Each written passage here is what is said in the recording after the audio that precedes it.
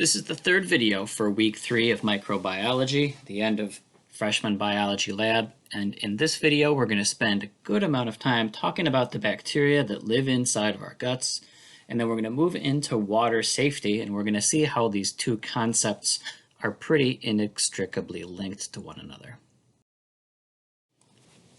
This video focuses on one group of bacteria called the Enterobacteriaceae that are going to help us understand public water safety, and they're also going to give us information to describe the use of bacteria as indicator organisms.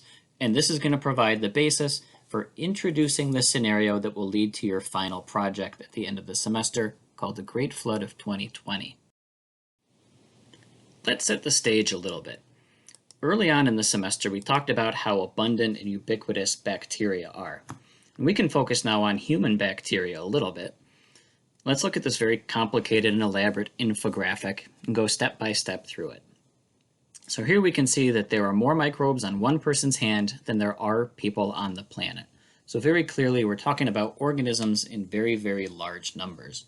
And bacteria have lived on Earth for 3.5 billion years, which makes them the oldest residents on the Earth, giving them plenty of time to evolve and become very successful at living in different niches. One of those niches just happens to be the human body.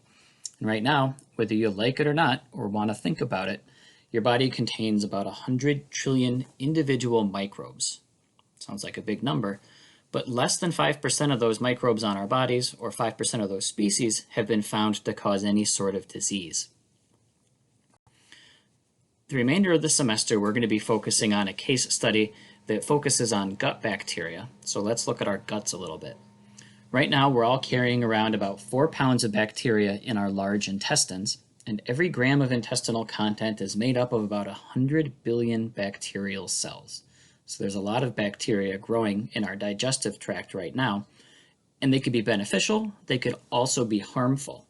That great bacterial diversity helps us with digestion, and it provides us with a lot of nutrients that we wouldn't otherwise be able to get out of our food products. So we need that bacteria. And in fact, it helps us grow the way we do. Here's our take-home message over here on the right side. In humans, the gut microbiota, or the whole collection of all of the bacteria that are living in our intestines right now, has the largest numbers of bacteria and the greatest number of species compared to any other part of your body. Meaning that of all these 100 trillion microbes and all of the bacterial diversity, the great bulk of that diversity is found in our intestines. Very few bacteria live in our actual stomachs or our small intestine because of the fact that the stomach produces stomach acid and the pH is very low, not providing a suitable environment for many species of bacteria. The exception to that rule is the bacterium called Helicobacter pylori, which is the causative agent of peptic ulcers in the stomach. They are able to survive in the low pH of the stomach. The large intestine is a lot more hospitable and is home to over 500 different species of bacteria. And of those 500 species, the bulk of the numbers are just made up of 30 to 40 different species. So there is a huge diversity, but that diversity is overwhelmed by only 30 or 40 species in our intestines. The bacteria in our gut is immensely good, and it's a good thing that we're carrying around 4 pounds of bacteria because they help us digest foods that we would normally not be able to digest. Humans don't have the capacity for digesting fiber, which comes from plants, but many bacteria are capable of breaking down the cellulose and turning it into fatty acids, which we can absorb and use for nutrients. Other bacteria are important because they synthesize vitamins and minerals like vitamin B and K that are difficult for us to get from food, and they also outcompete other harmful bacteria. So if you imagine that we have a gut full of healthy bacteria that are not harming us, they've filled in all of the available niches and they're very efficient at using the nutrients. And if a few harmful bacteria come in, they're not going to be able to get a hold and start growing to dangerous population sizes because the other helpful bacteria are using all of the resources and they simply outcompete the things that are bad. So the presence of healthy bacteria is actually helping limit the cause and spread of diseases. But they can be bad, of course. We talked about Helicobacter pylori a few slides ago. Those cause peptic ulcers. And there are other bacteria that can contribute to inflammatory bowel disease, IBS, or even in the short term with food poisoning. This is the big evolutionary tree of all living organisms on Earth. We see this just about every time we introduce a new chapter in biology. We're studying bacteria right now in our microbiology section, and I'd like for the rest of the semester just to take one lineage in this family tree, or just one branch, the proteobacteria, and learn a little bit more about those. And just by looking at the tree, we can see that proteobacteria are bacteria that are fairly closely related to the bacteria that was ingested by an ancient archaean cell and turned into mitochondria. We can see that the gram-positive bacteria are another group that are fairly closely related to the proteobacteria. So we know that we're not going to be talking about gram-positives. Now, as we walk down our big branch of proteobacteria, which is listed here on the side of the screen, turn your head if you need to be able to read it, we can see that there are further branches of smaller and smaller subsets of bacteria called the alpha proteobacteria, beta proteobacteria. If you know your Greek, it's pretty easy to go down the list, gamma, delta, epsilon, all the way down to the zeta proteobacteria. But for our cases, we're most interested in a group called the gamma proteobacteria, which contains another subgroup called the Enterobacteriaceae. Proteobacteria are named proteobacteria. They're named after the Greek god Proteus, which has many faces. The proteobacteria come in many different shapes. They are morphologically diverse. So we're looking at the gamma proteobacteria, and then we're further breaking that down into one of the lineages within that group, Bacteriaceae. Let's talk about this group because they're pretty well characterized and they can be defined by a number of different properties. First, Enterobacteriaceae, or enterobacteria, means enteric bacteria. Enteric, it means of the gut. So enteric bacteria are gut bacteria because they predominantly live in the intestines of animals. Or to be even more specific, enteric bacteria typically live in the guts of mammals. And they all share a number of morphological and biochemical features. So all of the enterobacteria are rod-shaped and they are all gram-negative. They're all facultative anaerobes, which means that in the presence of oxygen, they undergo respiration, but they can also live anaerobically without oxygen, and in that case, they would resort on fermentation to generate their ATP. Anaerobically, they all ferment glucose to acid, and most, with a couple exceptions, have flagella, which makes them motile. So if we look in that group, these are a number of synapomorphies that help us define exactly what an enterobacteria is within the lineage of the gamma proteobacteria. What are the gamma proteobacteria, and are any of them familiar to us? Again, here on the left-hand side, you see that we are looking at a phylogenetic tree of the gamma proteobacteria. Turn your head to the left if you want to see it look properly. But every member of this group fits within the gamma proteobacteria. There's a couple of common things that we've all heard about before, such as Salmonella typhimurium. Salmonella causes food poisoning, so that's one of those enterobacteria that is harmful. We've got Yersinia pestis, which is the bacterial cause of the plague. Proteus mirabilis is fairly commonly associated with urinary tract infections, and it also contributes to the development of kidney stones. Further down, we've got bacteria like Vibrio cholerae, which causes cholera. And up at the top, we've got our favorite Escherichia coli, which when pathogenic causes hemorrhagic colitis, and it also causes the O157H7 food poisoning, which gets passed from person to person on fecally contaminated foodstuff. Remember when the kale crops were all taken away from Wegmans because they were contaminated with E. coli? Well, this is exactly what was causing that. So it looks like all of these are pretty terrible, right? We wouldn't want to contract any of these bacteria found within the gamma proteobacteria. So these all sound pretty terrible. We've got food poisoning causing bacteria like E. coli and Salmonella. We've got cholera causing bacteria like Vibrio. But many of these types of enterobacteria are present in virtually every person's gut, surprisingly.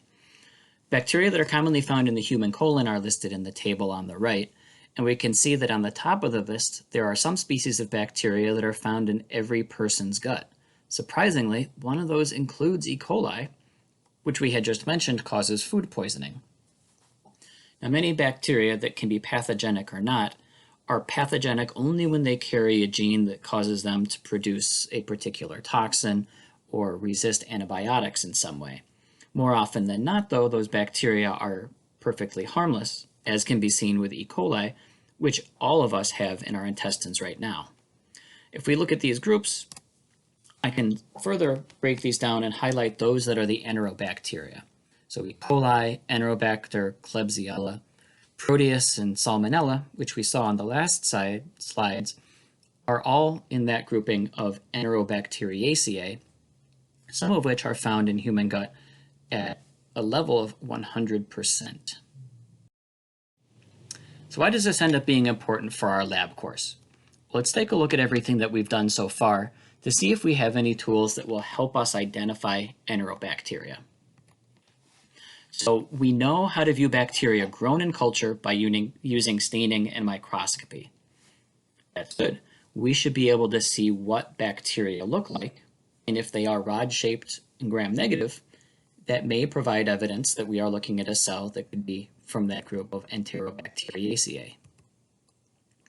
We know that there's different types of media that we can use that tell us about the physiology of bacterial strains. We know that all of the bacteria in the Enterobacteriaceae are able to ferment glucose and produce acid. We should be able to tell something about those by using selective and differential media. We know the number of characteristics that are diagnostic for Enterobacteriaceae are also those characteristics for which we have tools to detect. You can see where we're going here. We also know that many of these Enterobacteriaceae are commonly, if not always, found in the intestines of mammals. So we can use a lot of logic here, and we can start extending our idea of where these bacteria live and how we would be able to detect them experimentally. So let's switch gears for a moment and start talking about water safety. One of the government's regulatory groups is called the EPA, or the Environmental Protection Agency, and they are in charge of regulating nearly everything that has to do with natural water sources. They regulate wastewater supplies, they regulate the stormwater systems in towns, they regulate the safety of our drinking water and bodies of water that we use for recreation. The EPA is also authorized to set national standards within the Safe Drinking Water Act, which is there to help protect our water supplies against the health effects from exposure to naturally occurring and man-made contaminants, be they chemical or natural. I think it goes without saying that we rely on safe water for our drinking, for recreation, such as swimming at the beach or boating in the lakes.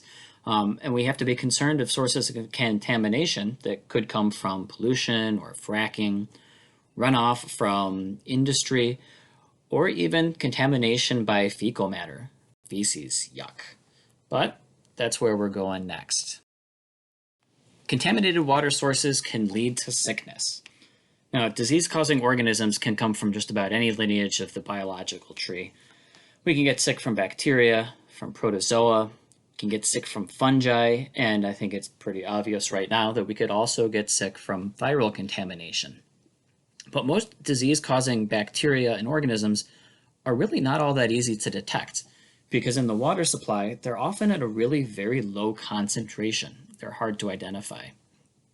If people get sick, the direct cause of that illness might not be known, and without having a direct target to look for, it can be very tough to find something that causes diseases.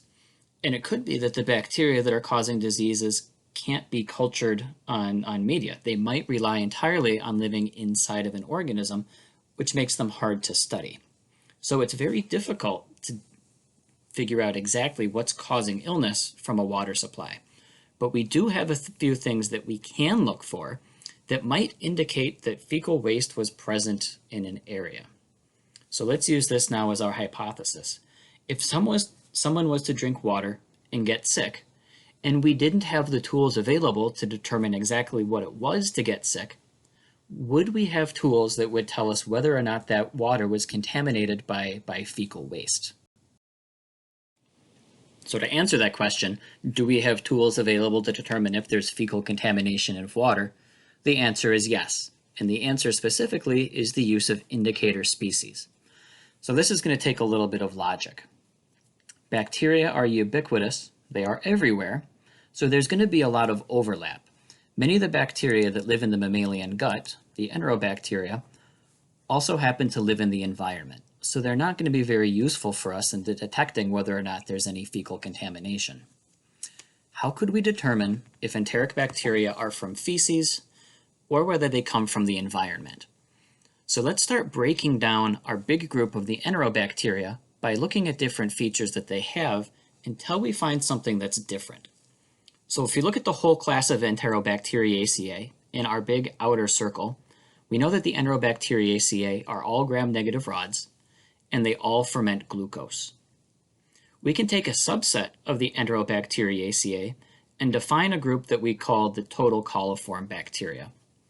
They're called coliform because they have the shape that is similar to coliform bacteria, which is that rod-shaped.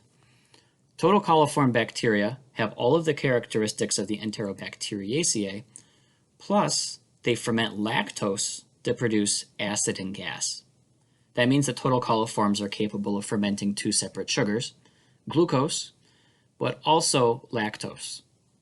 All of the total coliforms ferment lactose, but not all Enterobacteriaceae ferment lactose. So the presence of lactose fermentation helps us distinguish a smaller subset of the Enterobacteriaceae. We can now do the same thing, and we can take a subset of the total coliforms, and we're going to name those the fecal coliforms, because those are bacteria that are only of fecal origin. And within that group, we can narrow it down to one particular species, which is E. coli, which is present in all fecally contaminated water. E. coli is always found in the feces. If it's found in water, we know that it had to have come from fecal contamination because E. coli is not a bacteria that commonly lives in the environment. So now we can use a little bit of logic. If there is fecal contamination of the water supply, and that contaminated water contains a bacteria that is causing people to get sick, we don't know what the bacteria happens to be. We can also make some other assumptions because we know that there are a number of bacteria that are commonly found in the human gut. So therefore, if there is fecal contamination of water and there is a disease-causing organism present, it's likely that there are also going to be other bacterial species. We can look at our predominance of bacteria in the human colon, and we can then say that if there is fecal contamination of water, then it is almost guaranteed that there's going to be E. coli present in the water as well as some of these other bacterial species that are of enteric origin. So coliforms are great indicator species because we can use them to make a couple of assumptions. First of all, coliforms are adapted to the gut. They're not adapted to open water, so it's unlikely that we're going to see them in streams or ponds or rivers out in the environment. They're also pretty easy to detect and identify because they have a lot of characteristics, such as lactose fermentation, that make them easy to culture and identify. Coliform bacteria are very uncommon or usually absent in uncontaminated water. So if we find water that has fecal coliforms, we can assume and we can be pretty confident that there are also undetectable intestinal pathogens that are likely to be present that came along with that fecal matter. Remember, most people's intestines contain upwards of 500 to 1,000 different species of bacteria, so there's likely going to be a lot present in that water. The density of the bacteria that are present is usually fairly proportional to the degree of contamination, so that if we were doing water testing and found 1 or 2 colony-forming units of E. coli, we would say that there's generally not a lot present. But if we were to plate some water and we'd end up with thousands of colonies on a petri dish, then the density would be pretty high, and it's likely that the water is heavily contaminated. So if we put together all of this information, we now have the tools and the know-how to start doing some water analysis testing. Most water analysis takes place through a three-part testing procedure. The first is a very general screening test called presumptive testing that looks at lots and lots of water samples and answers the question, could there be bacteria in this water sample? All of those that test positive, for which there could be bacteria, are followed up with a second series of tests that are a little more rigorous, called confirmation tests, which provides us more evidence and tells us that there's a very good chance that there is or is not bacterial contamination of fecal origin. And then we get the final answer with our completed tests, which gives us a definitive answer that there is fecal contamination because we have found these following indicator species and we know exactly what level of contamination is present because we're able to count the bacterial colonies. This week is the first week in which we're going to start some presumptive testing, which is the screening process to look at water samples that come from a scenario from the Geneseo area.